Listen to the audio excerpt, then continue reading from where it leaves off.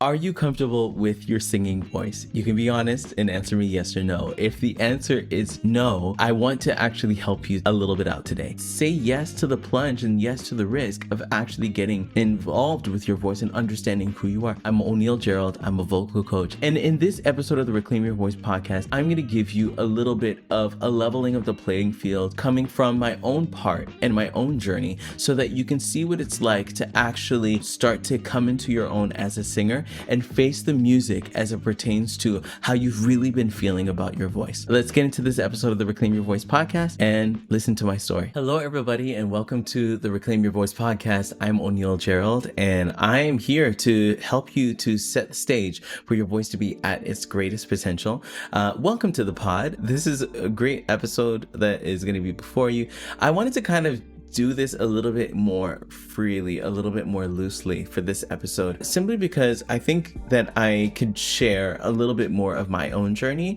vocally and just a few of the things that helped me to really understand my voice and helped me to really come into my own. So I kind of wanted to answer the question today of when did I become comfortable with my voice? Diving right into it, I wasn't always comfortable with my voice. Let me be very clear about that. It's funny because I was comfortable with my voice, like it's like something that I was very comfortable with, but then there was some drastic things that happened that changed my relationship with my voice. So when I was growing up, like as a child, like my mom was a worship leader. So I've mentioned it a few times on the pod where my mom was, worship leading.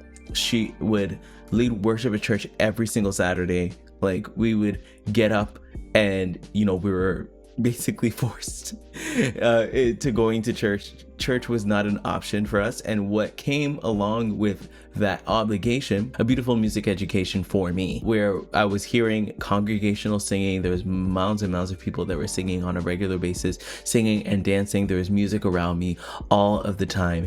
It's funny because I have a cousin, shout out to Wayne. When I say my cousin, it's really my mom's cousin. And so when we would go to their house, my mom would actually take a CD from him all the time. He would lend us, of course, sometimes, unbeknownst to us or unbeknownst to him rather, he would share some of his gospel CDs. So when I would go home, I was hearing Fred Hammond, I was hearing Mary, Kirk Franklin and the Family and Donnie McClurkin, all of these different singers that were filling up my musical space and my musical aptitude. And of course, there were also VHSs, and I would watch John P. Key, I would watch Hezekiah Walker. Like the gospel upbringing was strong in my home.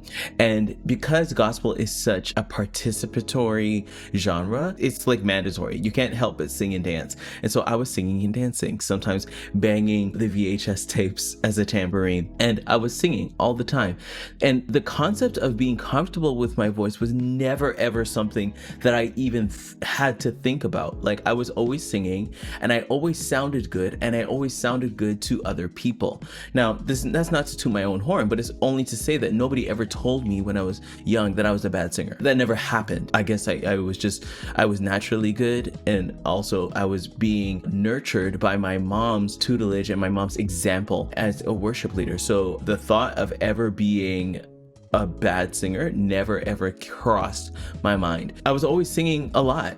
I was singing at school in the school choir when they would have it. I would sing at church, and I would sing solos often. My mom would take me around to different church functions and concerts that were happening, and I was singing for long periods of time. And I started to learn how to harmonize. Like there were so many different musical skills and vocal skills that I gained just by using my voice on a consistent basis. So I would say that all of that time I was actually comfortable with my voice, but I felt like there was a big change and a big shift. And I actually shared this as a singing trauma story time. And the reason why there isn't one for this one is because it's a story of me talking about my life. In a prior singing trauma story time, I talked about this, where basically I was asked to sing, like to do one of these regular old concerts that I was doing in my sleep. Basically, I went up to the microphone and I cracked like a whole bunch. I was cracking it all over the song.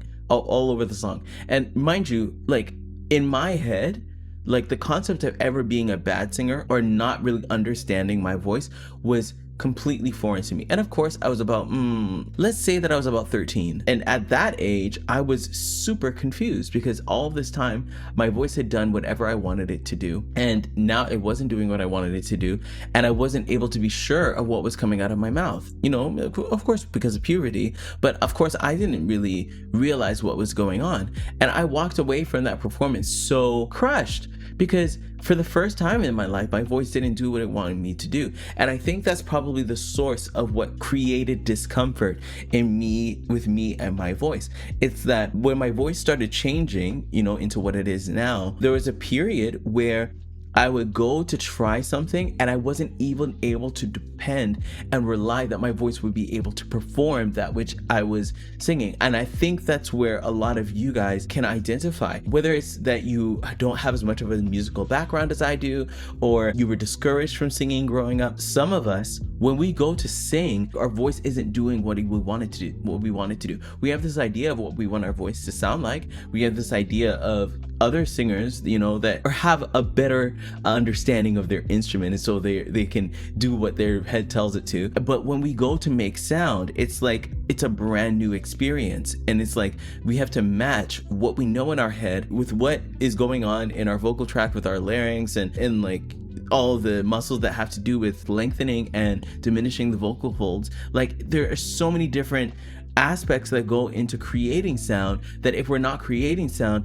singing is just kind of left to theory. And for me, at that particular point in time, I had been singing so long, but because my voice was becoming something completely new, it's as if I was back at square one. And that experience pissed me off. Like it really grinded my gears. I was so angry about it because I had done so much work in understanding my voice and getting better and being on the road to doing even more things with my voice. I wanted to release an album. I wanted to release multiple songs. And if my voice was sounding completely different, it was deeper, it was thicker, I'm losing all of that experience. I felt like, and I even now just talking about it, I remember how I felt, where it's just like I feel like there's so much work that I've done that is completely wiped off of the slate, and it's almost as if I had completely gone backwards. And so singing also felt futile to me, because it was like I had worked so hard to create a sound, to create an understanding of my own sound, and now I was back at square one. For me, that totally messed with my head. And again, that's something that I feel a lot of you guys understand or have dealt with, where maybe it's that you've gotten a little bit older in your age, even long past puberty. Maybe you're in your 30s or your 40s and your voice has changed, or something's happened physically in your body, in your health, where your voice has changed. Or I know for women, like when they have children, I don't know what it is, but their voices do change. So it's like these traumatic experiences that happen. And this is why we do singing trauma story times, because there are things that happen that cause our voices to change physically. And then there's things that happen that cause our relationship with our voice to change. And that's where I was, where my voice had physically changed, and thus I didn't know my voice at all. And so I wanted to completely forgo the singing process. So that's what I did. I stopped singing. I was like, singing opportunities, it was done. I was just playing flute in band, but I didn't even really consider myself a singer anymore. At the time, I really wanted to have an album and do the things that all of my favorite artists did. But whatever dreams I had, they were done. They were not coming back. It wasn't gonna happen. I remember that there was a point where I needed to sing again, and that was actually in 10th grade when I casted for the school play. And the school play was Alice in Wonderland. I decided for some reason to audition for the school play, and in auditioning for the play, I got the role of the Mock Turtle. Have I even seen the Disney version of Alice in Wonderland? Absolutely not. So I don't even really know if the Mock Turtle is even really a thing in the Alice in Wonderland that we all know. Well, you all know and love, because I clearly haven't seen the movie. It was such an absurd play, but I had the chance to sing, actually. There's a song called Beautiful Soup, and I had to sing it. So I literally had to make up a tune and sing it right then and there. And I was like, well, this sucks. I'm having to sing again. By then I had been talking a fair bit, so I was not necessarily cracking as much. Like I knew a little bit more of my voice in terms of my speaking. So when I went to sing it, you know, it went over really well. Like I performed it. A lot of people liked it very well. But I considered that as a moment where I was like, okay, I'm just gonna do this just for the moment, and I'm not really coming back to it. But then the next year they were doing a school play and they were doing a musical. I remember I was like, oh yeah, I'm done with plays. I'm not really gonna do it again. And I remember my friend Emily LaRussa at the time, shout out to Emily, you probably don't even know this, she actually was just like, you're not gonna audition for the play? What are you talking about? You need to audition. And I think my friend Shaylin at the time too was like, you know, O'Neill, you should totally audition. Like, what are you talking about? You did great in this other play. But for me, I was done. Like, I didn't really want to do it anymore. But, you know, maybe a little bit of peer pressure and just also kind of liking the play experience with what was happening, I decided to audition again.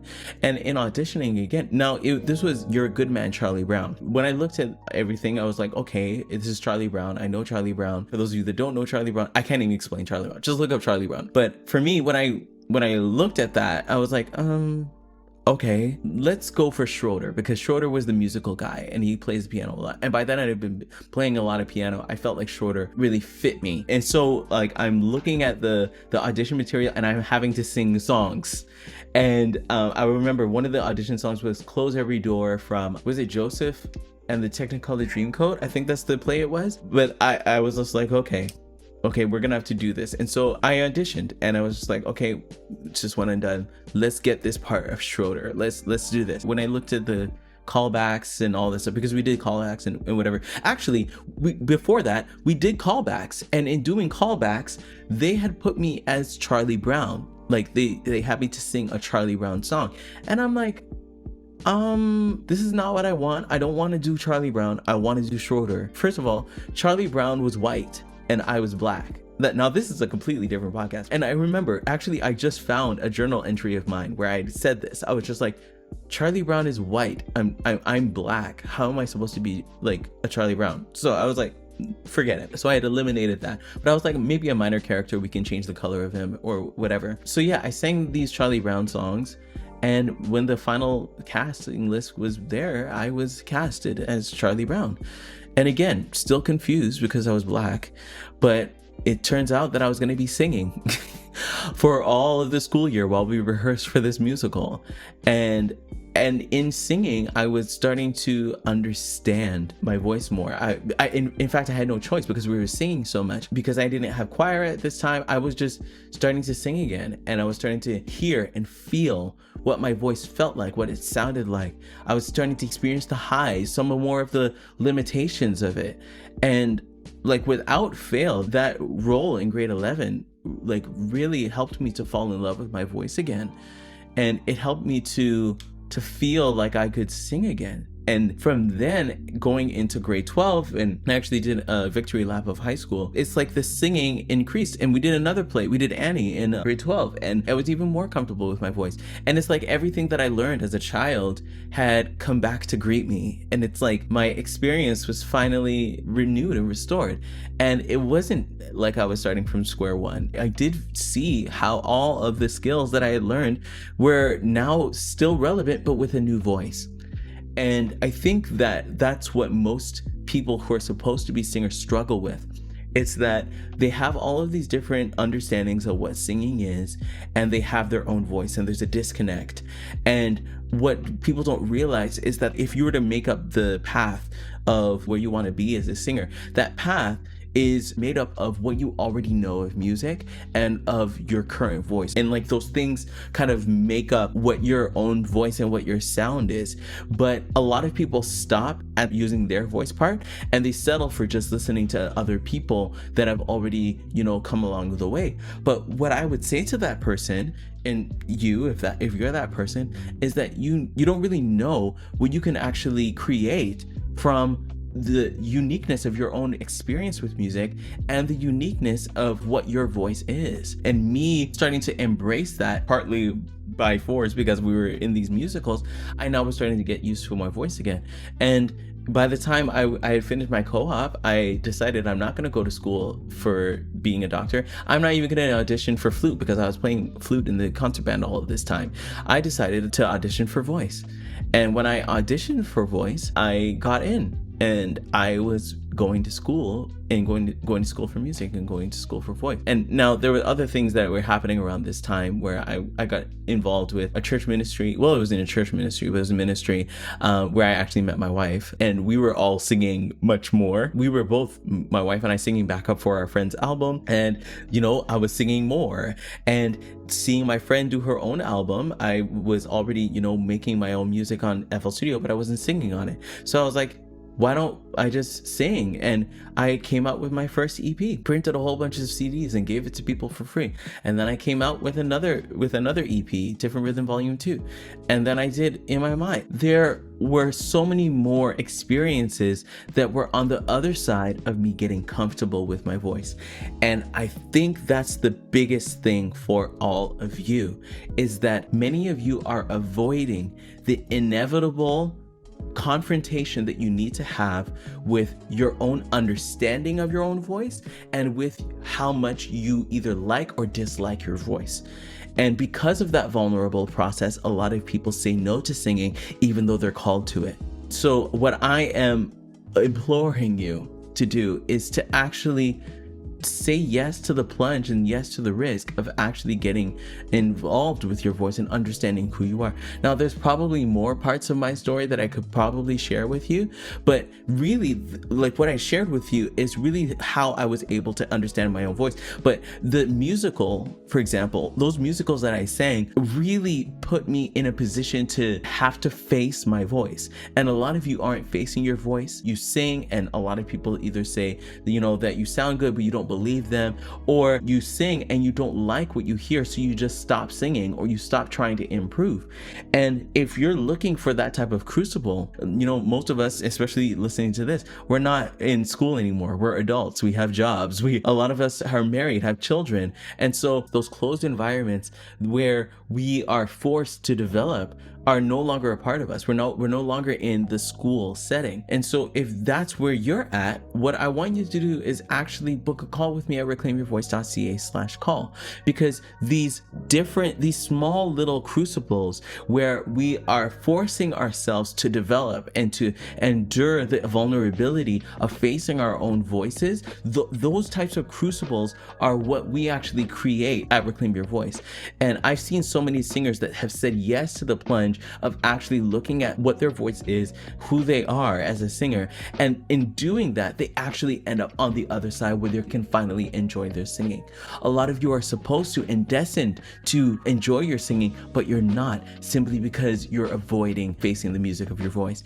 And I want to challenge you today to actually get help from an expert and to get this relationship with your voice started out and become comfortable. So I want you to go to reclaimyourvoice.ca/call, book a call with me. Let's talk about creating a plan for us to create that environment for your voice so that you can improve and so that you can become comfortable with your voice enough to continue improving until the end of your life. And if you are listening to this podcast for the first time, definitely subscribe to this channel. If you're on YouTube, and 5-star this podcast wherever you're listening to it, on Spotify and all the things, because we're here to help you to take your singing from unsure to unforgettable. And if you are looking for a specific episode actually to even get started with understanding your voice, I encourage you to go to season 1, where I talked about vocal use versus vocal build. I think that episode will really help you to start to kind of look at your own voice. But anyway, other than that, I'll see you guys on another episode. Okay, bye everybody.